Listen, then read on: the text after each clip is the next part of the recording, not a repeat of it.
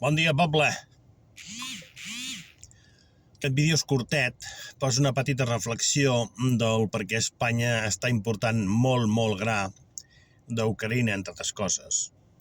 A canvi, primer de preu, i d'arruïnar la pagesia o el pagès espanyol. Ja no parlo del català, parlo de l'espanyol. El gra espanyol està sentenciat. Ja he enviat algun vídeo per Twitter. Per què?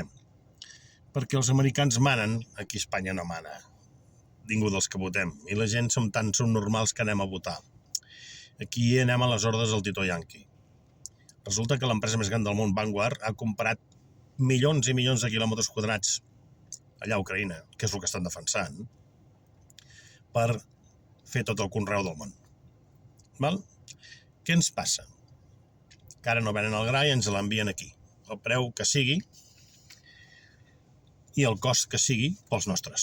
Bé, per què explico això? Perquè molta gent no sap el que és la guerra d'Ucrània. La guerra d'Ucrània la gent veu que es maten i tal. No, allà s'està defensant el futur de la ruïna del petit pagès, del mitjà pagès.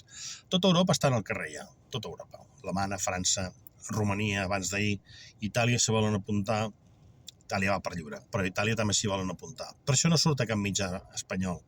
Per això els paguem molt bé, amb diner públic.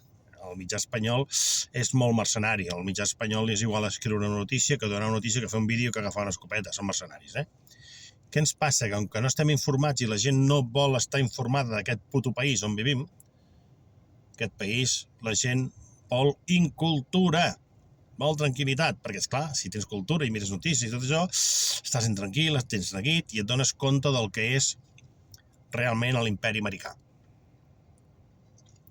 Fixeu-vos que he començat amb una cosa i acabo amb una altra, doncs així. Avui Espanya està governada des de la distància pels Estats Units, des que van matar el Carrero Blanco, No és d'ara, ja és de fa molts i molts anys, si no volen deixar anar aquesta força que tenen sobre Espanya.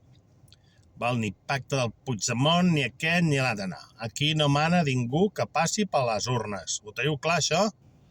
Vinga. Doncs, senyors, ja he dit el que volia dir. Visca Catalunya lliure.